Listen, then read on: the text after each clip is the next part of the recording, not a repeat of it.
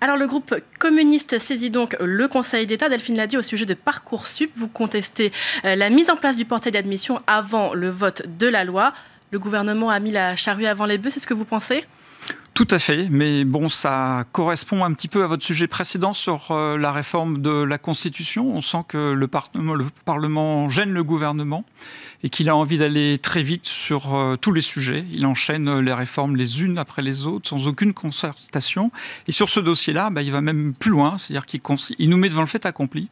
Et il nous dit, sénatrices et sénateurs, vous avez maintenant à voter la loi parce qu'elle est déjà en application. Ça, c'est un coup d'État qui est insupportable. Ça témoigne d'un manque de considération pour le Sénat, pour vous, effectivement. Alors là, le texte va arriver le 7 février au Sénat. Bien sûr, mais vous savez, on l'a ressenti déjà pendant le budget. Le manque de considération du gouvernement pour le Sénat, il est patent, il est assumé.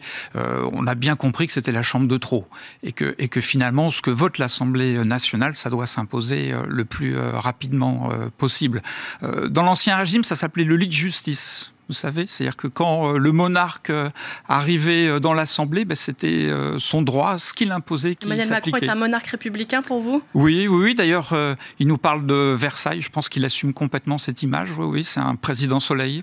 Alors, le problème que vous pointez du doigt, c'est aussi que le gouvernement agit par la voie d'un arrêté qui est la mesure du pouvoir réglementaire le plus faible. C'est aussi une difficulté juridique pour vous ? Bien sûr. On est en train de changer complètement l'ordonnancement et la priorité des textes administratifs. Un arrêté, c'est ce qu'on prend après un décret, c'est ce qu'on prend après une loi. Tout est à l'envers. Tout est à l'envers et on commence par l'arrêté, lequel n'a même pas été discuté par la ministre quand elle est venue présenter son projet de loi au sénateur. 3 jours auparavant, c'est vous dire le peu d'intérêt que le gouvernement porte à notre Haute Assemblée. Alors Frédérique Vidal vous a tout de même répondu aujourd'hui dans une interview au Figaro, puisque l'autre motif de votre recours, c'est que les informations demandées aux bacheliers contreviennent à la loi informatique et liberté. Et Frédérique Vidal dit justement qu'elle agit, je la cite, dans le strict respect du droit et que la CNIL a donné son feu vert. Qu'est-ce que vous lui répondez ? Alors, l'avis de la CNIL, c'est un avis provisoire. Et la CNIL a dit très clairement, c'est dans son arrêté qu'on peut lire, qu'elle verra ensuite quand la loi sera votée. Parce que là, elle a une conscience un peu plus aiguë du droit. Donc la CNIL, elle nous dit très justement que là, en l'état, ça pose des problèmes, mais que quand la loi sera votée, on reverra tout le dossier. Et c'est ce que nous demandons aussi. On attend de voter la loi. La ministre, également, dans sa réponse, se pose la question: pourquoi angoisser 650 000 élèves et leurs parents en leur disant que nous faisons quelque chose d'illégal ? Est-ce que ce recours, il ne risque pas aussi de faire capoter la rentrée étudiante ? Je crois qu'il faut dire clairement aux parents, et de façon vraiment responsable, que si on laisse Parcoursup tel qu'il est organisé aller jusqu'au bout, nous aurons un chaos à la rentrée de septembre 2018. Donc nous agissons en responsabilité en disant il faut arrêter là, maintenant. Voilà.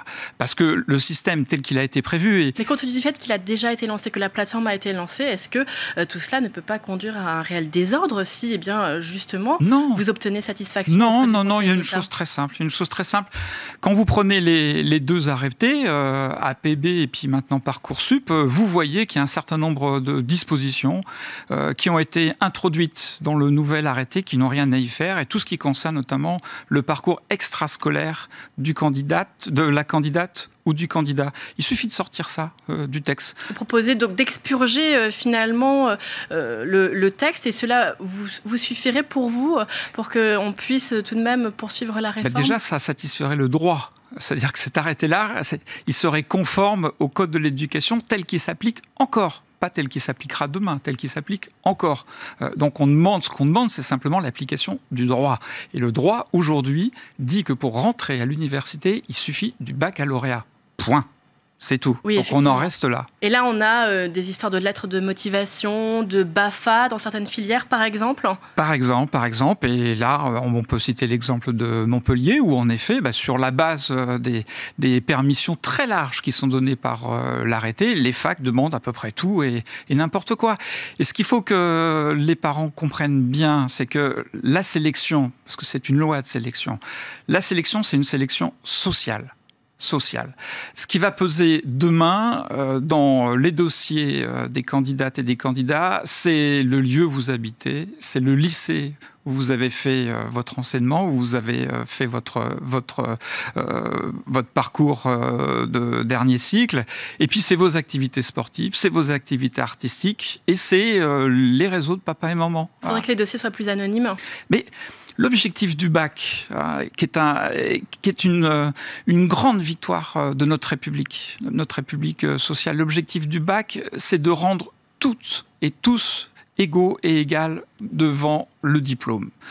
C'est un diplôme qui est anonyme, qui est passé de façon nationale et qui donne les mêmes chances à chacun et à chacune. Et justement, si l'on considère la réforme du bac, dont on connaît les premières pistes, et la place de plus en plus importante qui va être accordée au contrôle continu, est-ce que vous pensez que justement, cet examen risque de ne plus être national ni anonyme ?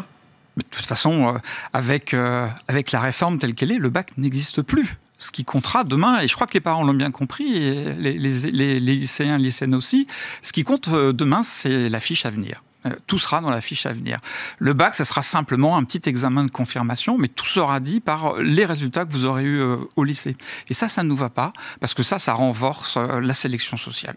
Vous parlez justement de la fiche à venir, c'est l'une des nouveautés, c'est la pièce maîtresse du dossier de candidature de chaque lycéen, où vont être précisés son projet d'orientation, ses notes, les appréciations de ses enseignants, ou encore l'avis de l'établissement. Et justement, on constate que aujourd'hui, les lycéens doivent faire leurs vœux le 13 mars au plus tard, mais cette fiche à venir qui paraît tellement centrale, finalement, ils vont l'avoir seulement 2 mois plus tard, le 22 mai. Et oui, on est dans la précipitation, et vous voyez, pour tout, ce qui est même insupportable pour les parlementaires que vous pensez que la génération de cette année va être un peu sacrifiée avec cette réforme ? Oui, tout à fait. Non, mais bien sûr, parce qu'on ne sait pas où on va exactement avec tout ce qui a été mis en place.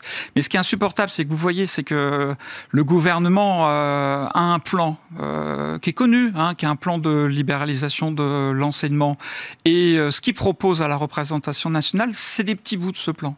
Donc là, maintenant, c'est l'accès à l'université. Demain, dans 15 jours, on nous présente le baccalauréat.